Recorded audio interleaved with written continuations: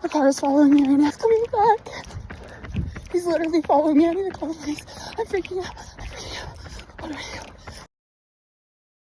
So tomorrow I officially start training for my second marathon, which is very crazy to say. 6 years ago, I weighed over 230 pounds and had never in my entire life run 1 mile without walking. So now to say that 6 years later, not only am I a mom, I have run not one marathon, but now I'm training for my second, like that's crazy. And I am feeling a lot of ways about it. The first marathon went so well. I trained for it for 18 weeks and had a solid training plan and was feeling so good and strong and powerful up until like week 17. I pushed myself really hard in a half marathon race and ended up in the ER. I had ischemic colitis, which was very painful and scary and not fun. That kind of ruined the rest of that training cycle, as well as made me really anxious and not do the best for the marathon. And I'm still very proud of that marathon, but I feel like I kind of got robbed of the experience near the end. I'm scared to have any of the symptoms of ischemic colitis again, but I'm gonna focus really hard on keeping that at bay. I'm feeling a little bit of mom guilt. I do have a daughter that's going to be 4 in September, and this of course is gonna take time away from her. I also work full time, and because I don't want to take time away from her unless I have to, I'm gonna be waking up at 5 a.m. every day to work out and get my runs in before she wakes up for the day, and also that way so I can get my workout in before work. So it's gonna be really tiring next couple of weeks. But so as far as my training schedule goes, I will be running 6 days a week, which is what I did last time for my first marathon, and I actually really liked that frequency in my schedule because I saw huge improvements in my running so fast, and I never felt like it was too much. So I'm gonna be mimicking most of that. I do feel my first marathon, I tapered too early. Like I think I had almost a 3 or 4 week taper, and that was way too much. I plan to do a shorter taper, and I also am going to Ibiza like halfway through my training because 3 of my best friends are all getting married and are doing a joint bachelorette trip. So we're going to Ibiza. So I will be running in Ibiza and doing marathon training. I'm also have a DC trip to go see Noah Khan. I'm so freaking excited. I'll be running in DC, I'll be running in Spain, and then running in my small little town in New Mexico. So I'm gonna be running 6 days a week, waking up at 5 a.m. Monday through Friday. So Mondays are a short, easy 3-mile run every single week. That will not change. Tuesdays are going to be my medium run, and they're gonna start out at 3 miles and add a mile every week until it caps at 10 miles. Wednesdays will be tempo runs. Thursday, and this is where I really need to hold myself accountable, I will always do an easy 3-mile run and strength training. And this was something I definitely did not stay consistent at in my first marathon training cycle, and so I want to be much more consistent this cycle. Fridays are my long run, and so those are going to start at 6 miles and then add 1 mile every week, capping at 20 miles. And then Saturday is going to be sprints. So I'll do a 1 mile warm up and then sprint variations that slowly build in intensity over the time as well. And Sundays will always be a rest day. So I'm feeling all the things. I'm feeling really proud of myself of never giving up on becoming this person and trying to achieve this version of myself I always wanted to be, and for my body for being capable. This is crazy that I'm about to start training for my second marathon, and the fact that I've already completed a marathon. You are so much more capable than you let yourself believe, and it's really cool. Like I'm really proud of myself, and it's a very surreal feeling. So wish me luck. Good morning. So today is day 1 of marathon training for marathon number 2. It is a little after 5 a.m. and it's already off to an interesting start. Not only was my marathon training starting a couple weeks earlier than I thought because I switched the marathon I'm training for. I took vacation last week for the first time in over a year. I took over a week off running, so I have very not fresh legs. My daughter, terrible sleeper, woke up last night, so I had to sneak in her room, help her go back to sleep, and slept in her room for a little bit and snuck out all before 5 a.m. and now I have to go run. But luckily it's only an easy 3 mile, but I'm tired. Training for marathon number 2, let's go. Okay, first run is actually going a lot better than expected, considering I haven't run in like 10 days. Heart rate's a little higher than normal, but not too bad. But oh my gosh, I love running at 5 a.m. It's 15 degrees colder and there's no cars on the roads. I live in a very small town with no running trails or sidewalks, so I have to run on roads that are 40 miles an hour. And it's really nice when there's no cars passing me. First marathon training run is done. I finished 3 miles in a little over 34 minutes with an average pace of 11:25 and an average heart rate of 145, and this went a lot better than I thought considering I took last week off. But I have been running like 3 to 4 times a week pretty regularly up until last week for the vacation, so I'm not surprised that my body felt that good so fast, but it felt good that it was so good. I am tired and now I gotta go take a quick shower and do a couple things before I jump into mom mode for the day. So I definitely perfected during my first marathon training my running setup, and I thought I would show you everything I carry with me on my runs. The first thing I have is my Osprey running vest. This is something my husband actually got for me my very first half marathon that I trained for back in 2021 when I first got into running, and I didn't even know about training and proper runs then, but he got me this running vest and I have used it since. I love this. I put my water bladder in it. It has pockets that I put lots of goodies in. I love this running vest. It is starting to unfortunately wear and tear, and I'm not able to zip this down effectively without it snagging. So Osprey, if you're watching, I would love another one. Not sponsored, but I do love this vest, but I do see myself having to replace it very soon because this is very frustrating. And this is the pocket I put my phone in. So if I want to take out my phone and record while I'm running or answer a call or something, it is very difficult with this little snag. But besides that, I love this running vest. Inside my running vest, I have my most important thing I take with me on my run, which is my taser and my pepper spray to protect myself from dogs, bears, and men. And I got chased by a total of like 20 dogs throughout my first marathon training, and I am the biggest dog and animal lover, but I also need to get home safely to my family, so I needed a way to protect myself because it was getting scary how often I was being chased by dogs, and you never know where a man is gonna exist, so keep that for that. I also am waking up at 5 a.m. for most of my runs, and it is only gonna get darker now since it's end of June. The sun will start rising later and later every day, so I have this reflective vest. My husband is a phenomenal gift giver. I am not, but he is. He's very thoughtful, so a lot of this stuff I actually got from him, including the next two things. So I have these Shocks open-ended running headphones. These are 1,000 out of 10. I can hear cars, I can hear people, I can hear my music and audiobooks. I have to charge these like once or twice a week because of how much I'm running, but these are just the best thing to run with if you're running on open roads. The last thing I always take with me on my runs, and these just make me giggle. When I ran my first marathon, I ran it with these TJ Maxx sunglasses that I love, I adore, I use them every day, but running 26 miles, pushing them up my nose every like couple of minutes got a little frustrating. So I told my husband casually, like, yeah, I think I want maybe a different pair of running sunglasses. And so my husband is the type to go all out and get the most expressive things out there. So he got me these really I would never wear these or buy these myself, but they're so fun. I tell myself that I have like a running persona who is very different from my persona. So when I'm out there running, you would never guess that not only was I over 230 pounds and just ran a mile for the first time a couple of years ago, and I've come so far in my running journey in such a short amount of time. But when I wear these and wear my running vest, like I think it makes me look like I've been doing this for years and I'm a professional, when that is definitely not the case. I'm just a girl out there having fun who also wants to protect my eyes from the sun and have a little fun while doing it. But these are definitely very expressive and I love them. Good morning. Today is day 2 of marathon training, week 1, and I'm getting a much later start than anticipated. My daughter once again woke up in the middle of the night last night scared and I needed to go in her room, and this time she asked if I wouldn't leave her room until morning, so I ended up staying with her until she woke up at 6:30, and now it is just before 7 and I'll be getting my 4-mile run in. My daughter has always been a terrible sleeper. Like when she was a baby, she woke up every single night, multiple times a night for months and months and months, and even into toddlerhood she's never gone more than like 2 or 3 weeks without waking up at least once, and she usually has phases where she sleeps really well for like 2 or 3 weeks and then she wakes up every night for 2 or 3 weeks. I definitely thought she would be sleeping better at this point. She's almost 4, but it is what it is. I go cuddle her in bed. I'll never apologize for cuddling her in bed, but it definitely makes it a lot harder to get up at 5 a.m. But we're here, we're compromising. Let's go get 4 easy miles. Let's go. So it's a little less than halfway done. This run is not going nearly as well as yesterday. My heart rate is way higher, even though I'm doing the same pace. And I'm telling myself it's just because it's so much hotter out. Also could be because I just forgot how to run, I guess. Whew, I am not having a good time. It is way too hot and I should have brought water.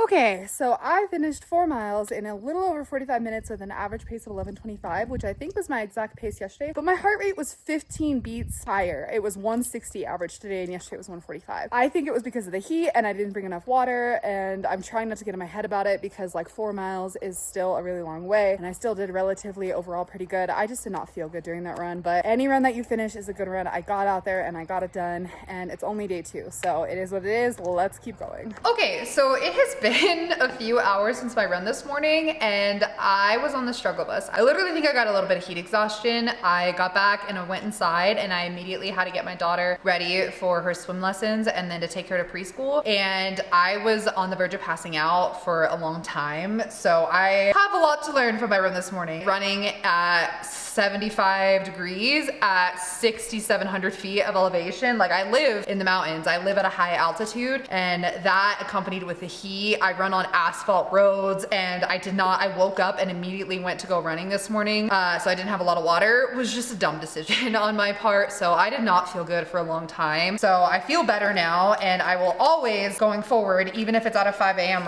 run with a water bladder on my back. That was dumb of me. It was only one run though, and it was very early into my training. It was literally day 2. So at least I learned the lesson early on, and I can be better about it going forward. Good morning. Today is day 3, week 1 of marathon training. I am once again not up at 5 a.m. today because once again our daughter woke up in the middle of the night, and also am feeling still pretty tired after yesterday's little bit of heat exhaustion and run. I'm gonna switch up my run that I was supposed to do today. I was supposed to do a 1 mile warm up and 2 mile tempo run, and I think if I try to do a tempo run right now after yesterday and it's sunny out, it's not gonna be a good time. So instead, I'm just gonna do an easy 3 mile run. If there's one thing I learned about marathon training and honestly motherhood and honestly life, is that you need to be flexible. And if I try to stick to my original schedule 100% of the time, it's just gonna cause me to be stressed, and it's just life happens, things happen. So I'm trying to be flexible about it, switch things around. I did it last time, I do it this time. Just having the flexibility is really helpful for marathon training, and it just makes it easier to stick to. So we're gonna go out for an easy 3 and hope that this heat doesn't kill me. It was cloudy a second ago and now it's not, so wish me luck. Here we go. Okay, feeling much better on this run.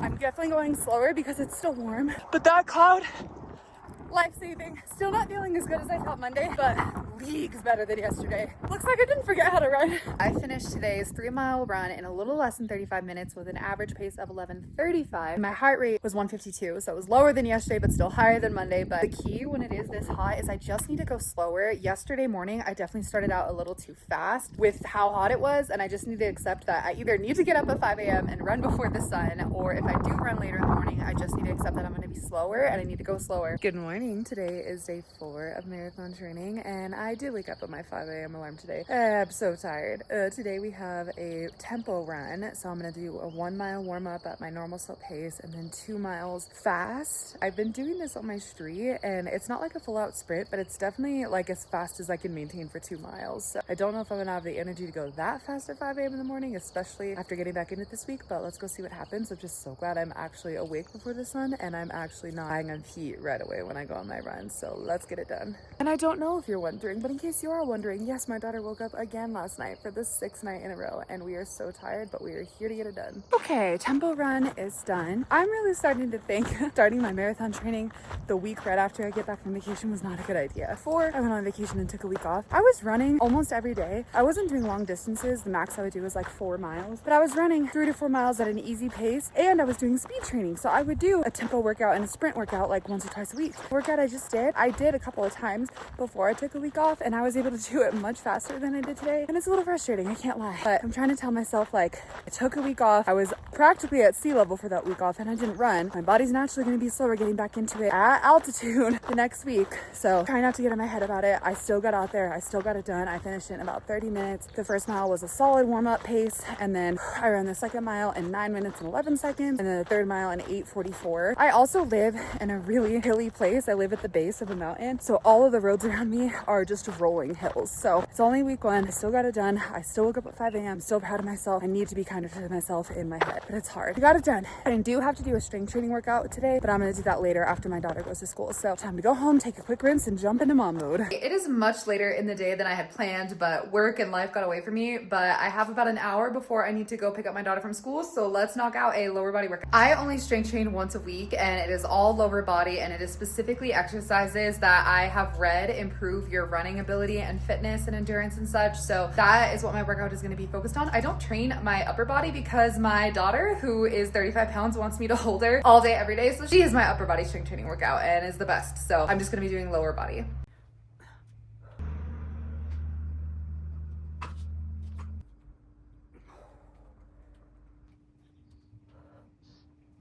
Last exercise, last exercise. I love my garage gym but it is so hot. I always keep my strength training workouts pretty short and sweet, like under 30 minutes. And I found that already very impactful, and I've noticed a lot of improvement in my running due to these exercises. So 30 minutes I think is more than enough. And I'm ready for this one to be over with. It is so hot. The bad thing is I saved my least favorite exercise for last. Lunges with 50-pound dumbbells on each side.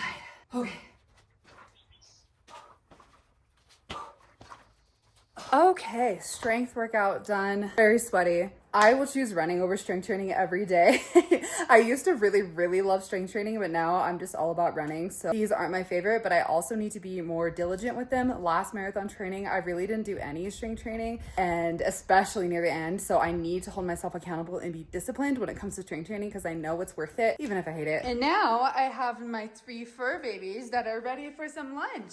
Okay, good morning. It is time for my first long run of marathon training. So I'm starting at 6 miles, and then every week I will add a mile. My daughter once again woke up last night. I'm never gonna apologize for having to go in her bed and comfort her.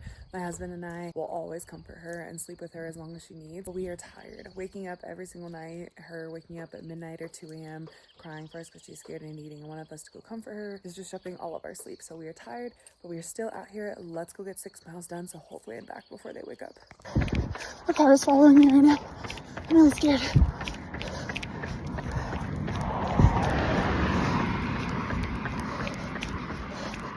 Okay. This guy drove by me and he rolled down his window and he asked how the jog was going. That's never happened to me in any of my runs. No one has ever stopped. And he drove by really slow and I didn't like it. And then he got to the bottom of the hill and he turned around and just drove by me again. And I'm freaking out. He's driving away, but his car didn't have a license plate. He's coming back. He's literally following me. I need to call the police. I'm freaking out. What do I do? Okay. I have a stun gun. I have a taser.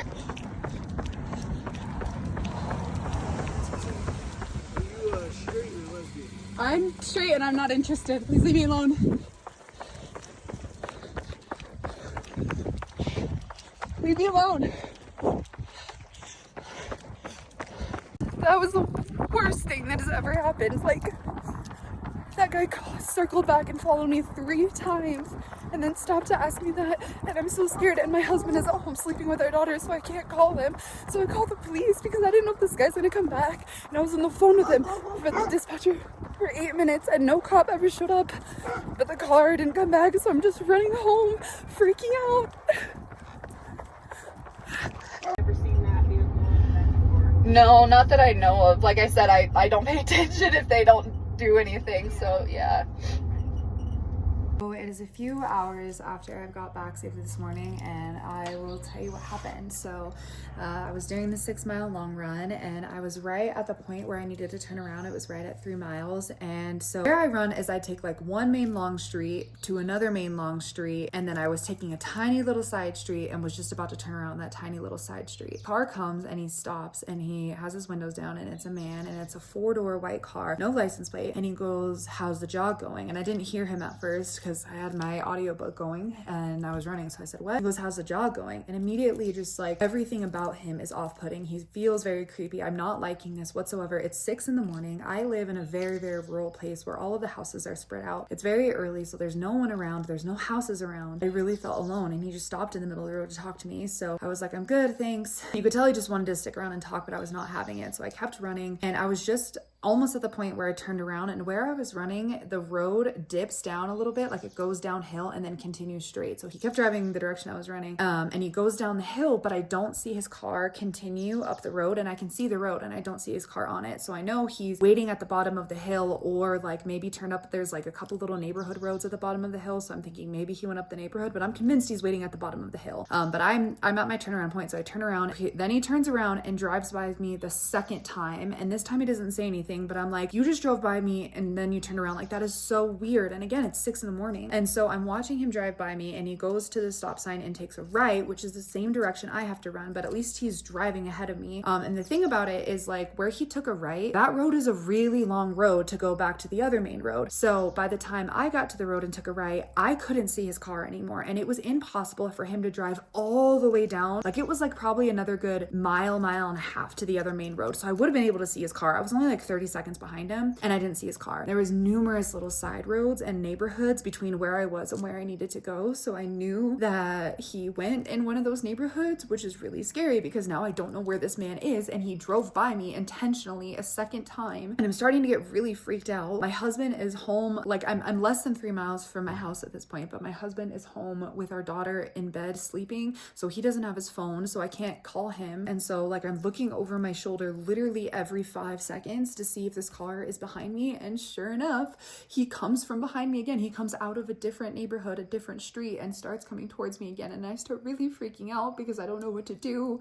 And I'm just so shaken up and didn't know what to do. And I always run with the taser and a pepper spray, but he's in a car. Like, he could run me over. He could do so many things to me. And so that's when I record again, and he stops and he asks me if I'm straight or a lesbian, and everything about that. Like, everything in my body is screaming, this is wrong. This is not okay. I'm not safe. And I was so terrified. And I tell him I'm not interested and leave me alone. And then he just stays parked in the middle of the street watching me run away. So I scream at it again, leave me alone. And then he turns around and goes back into the neighborhood he came from, and nothing about it makes sense. So I end up calling the police at that time. And unfortunately, where I'm running on is literally right on the county line. Like, I live in a different county than I was at this point. Like, I had run into a different county. And when I called the police operator, she was saying that there's no one in my county that I'm in that's anywhere close. So they have to call the county that I'm from and trying to get a local officer there. And they're like 10 minutes away. And I think now she was just trying to keep me calm. But in the moment, I felt like I was overreacting because she was so calm. And then I started second guessing myself, like, is this a big deal? But after about 10 minutes, the cops end up showing up. I didn't see the car again, and it was 2 officers that showed up. So I gave them all the information, and one of the officers went to go look down the street that I saw him drive. And then the other officer was a female, and she ended up taking me home. And I'm home safe now. I've never seen that car before. And I'm just very paranoid because I have run down these streets like hundreds of times, and now I'm in my head, like, has this man seen me before? Like, was he stalking me? Is just like, did he just see me run by his house this morning and decided to follow me? Like, nothing about the situation was okay. And I'm just so frustrated because I feel like I am, like, violated, and my sense of peace while running got stolen from me. And I hate it. I love running so much, and now I'm always going to be terrified if I ever am going to run outside again, that like that man is going to be following me, or a different man. So I am okay, I'm safe, and I'm just trying to figure out what to do next. But this was not a fun experience, and it's frustrating how common this happens. Like, I just wanted to run. Good morning. Today is day 6 of my marathon training, and I have 2 pieces of good news. 1, it is a new day after yesterday, and 2, my daughter slept through the night for the first time all week. So this morning I just have sprints, and I am going to be doing them outside, but literally right in front of my house, and my husband is right there watching me. I'm still very shooken up after yesterday, but I am determined to not let this incident deter me from running, and I don't want this man to take any more from me than he already has. So I will be doing a 1-mile warm-up, and then I will be doing 0.1 mile sprints, walking back 0.1 miles, and then doing that for like 5 times, and then a mile cool down. So let's get into it. The sun is putting on a glorious display for us this morning. Okay, and we are done with sprints. I finished them in about 35 minutes. What's really cool is seeing my fastest pace whenever I do these. So again, I'm only running for like 0.1 miles, so it's not far, but my fastest pace was 4:49, which is crazy considering the very first mile I ever ran was at a 15-minute pace. So obviously I can't sustain a 4-minute pace, but it's cool seeing I can get that fastest sprint. That brings week 1's total mileage to 20 miles. The only run I didn't fully complete was yesterday's when the cops picked me up. I ended at 4.2 miles instead of 6. I'm still very proud of myself for getting up every single week, in spite of my daughter waking up every single night, in spite of being followed and chased by the creepiest man ever. I got out there and did all of my workouts, tired, exhausted, stressed, scared. I'm hoping for more rest and more safety in week 2, so I will see you then.